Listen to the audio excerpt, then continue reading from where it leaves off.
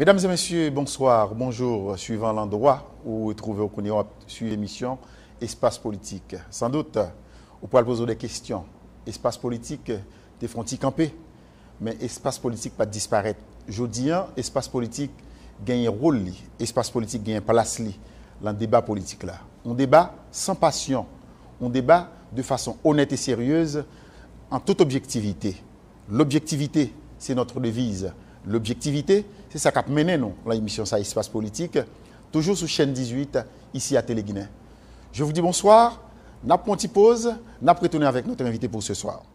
Mesdames et messieurs, bonsoir une fois encore et bonjour, suivant quand vous regardez l'émission Ça pour Assoya ou bien pour matin. Jeudi, nous avons avec nous, mon invité qui passait de présentation. Nous voulons parler du coordonnateur de l'organisation du peuple en lutte, Sauveur Pierre-Etienne. Sauveur Pierre-Etienne, bonsoir et bonjour pour l'autre monde qui a regardé nous connaître là. Bonjour, bonsoir, Lucien Masselin, et m'a profité de saluer téléspectateurs. C'est avec un réel plaisir de me répondre à l'invitation. Et sans plus tarder, Sauveur Pierre-Etienne, jeudi, on a parlé de l'OPL.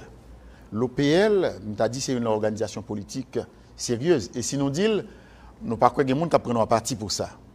C'est une tradition, et non seulement tradition de faire politique, mais nous avons dit une façon aussi de faire de la politique, une façon, il n'y a pas de compte fait, et peut-être dans le pays. Mais c'est que je ne dis pas, nous, même si nous n'avons pas de problème, mais il faudrait que nous demandons, avant de démarrer l'émission l'enfant, côté maintenant nous sommes capables de situer l'OPL.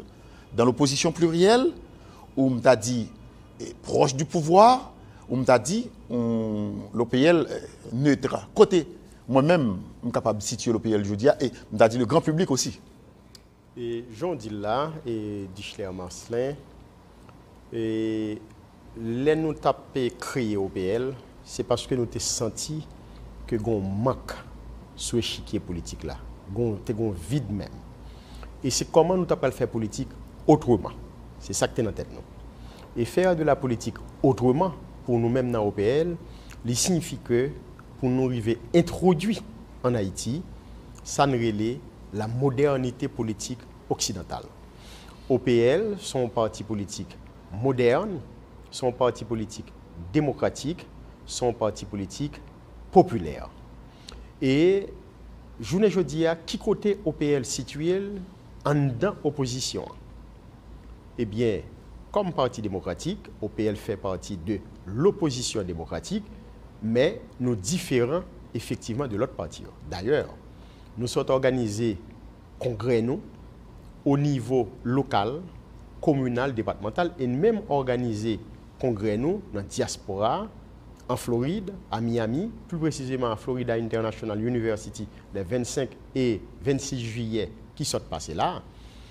Si nous allons organiser 5e congrès, 5 congrès en 23 ans, parce que nous parlons de 23 ans d'existence, le 6 décembre qui vient là, ça signifie tout simplement OPL sont un parti moderne, sont un parti démocratique qui renouvelle le personnel politique tous les 3 ans. Et nous connaissons ça à un coup, nous avons capable prétexte caché même à tout le monde. De dirigeants politiques qui ont 20 ans, 30 ans, 40 ans à la tête parti, parfois sont hommes parti, parfois moun nan mouri toi la parti, elle pas même quitter pour madame nak petite. Et gen délai, moun nan mouri tout, li quitter parti en héritage à madame né à petite li, mais les Gérard Pierre Charles Mouri, coordonnateur général OPL là, premier coordonnateur là, il pas quitté parti pour l'historienne Suzy Castor ou bien pour petite li.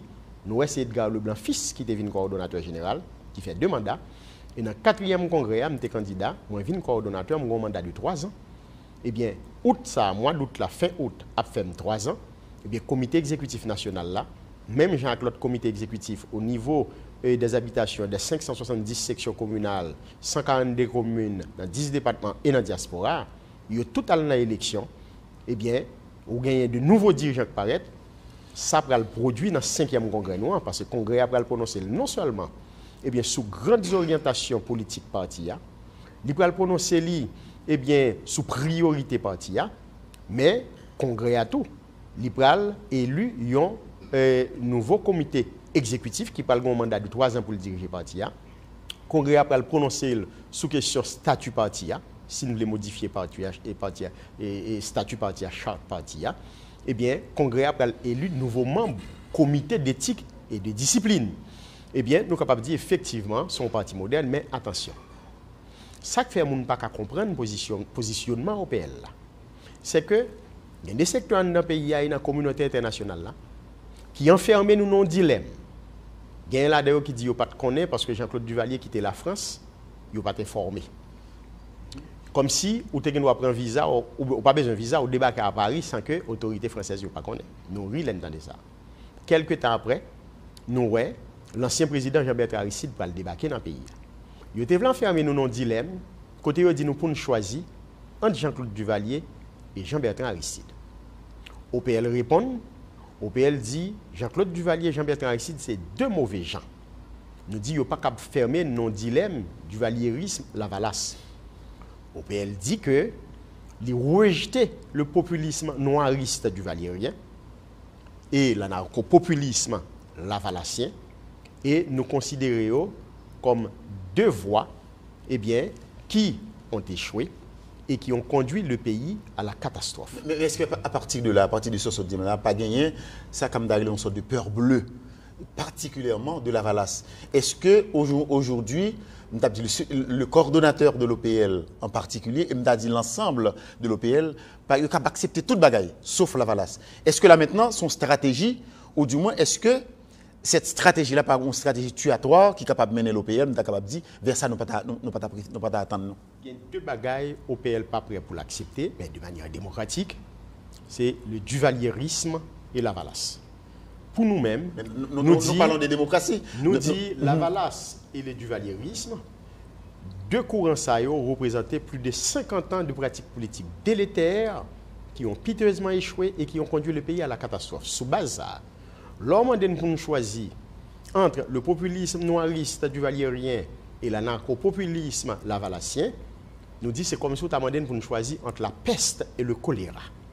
Nous érigeons en troisième voie, qui c'est la voie de la raison, la voie devant conduire à l'instauration d'un état de droit démocratique, voie qui est capable de permettre qu'il y ait un état moderne émergé dans le pays, une société moderne qui chita sur la raison, la science, l'éducation, la culture, eh bien, nous dit c'est voie ça qui est capable de créer une dynamique de développement économique et social, qui est capable de doter l'État haïtien qui n'a refondé d'une base économique solide, une base sociale solide, et qui est capable d'aider nos travail pour nous arriver à récupérer dignité, recouvrer souveraineté nous, et même arriver à refonder l'État-nation. Mais si vous admettez avec moi, nous avons un État démocratique. Et Samuel, l'État démocratique, c'est côté, m'a dit, on est arrivé au pouvoir par les urnes. Côté, c'est à travers des élections. Les élections ont lieu aujourd'hui. Le duvalierisme ou la valasse arrivé au pouvoir. Et comment on peut le contrecarrer? Parce que je pense que là, c'est dans la mesure où c'est par la force. Une ou bien l'autre secteur pour arriver au pouvoir, mais si à travers des élections, comment vous pouvez rejeter l'anarcho-populisme ou bien le noirisme du valérien? Comment on peut arriver à rejeter si à travers les élections, vous arrivez au pouvoir? Nous avons combattre pour nous arriver à instaurer un état de droit démocratique dans le pays. Naturellement, ça n'a pas assisté. Depuis la chute de la dictature des Duvalier, c'est ça nous relève en crise de l'État sur fond de crise sociétale. Il y a l'État qui n'est pas disposé d'appareils coercitifs véritables. Eh bien, là, je parle d'appareils coercitifs, là, je parle de l'armée, de la police, je parle des tribunaux, appareils judiciaires, un système carcéral, des prisons de haute sécurité. Finalement, ils disent nous, pour être sauvé, qui est-ce qui est sauvé, etc. Nous avons parlé d'un État qui a une capacité pour garantir l'ordre public et la paix sociale, mais nous avons parlé tout d'un État qui est doté d'une administration publique moderne, efficace et efficiente, qui est capable de permettre d'extraire ressources de société, non seulement pour le payer fonctionnaire, parce que 60% du budget de fonctionnement, c'est international, qui est capable d'arriver à extraire ressources de société pour offrir au peuple les services sociaux de base pour le capable d'avoir une certaine légitimité. Eh bien, à partir de ce moment, nous-mêmes, nous avons goumé pour question ça. OPL, en tant que parti moderne, démocratique et populaire, si nous voulons, même avec tout parti politique, si l'objectif nous c'est la conquête et l'exercice du pouvoir d'État, c'est à travers le verdict des urnes. C'est le peuple là pour voter.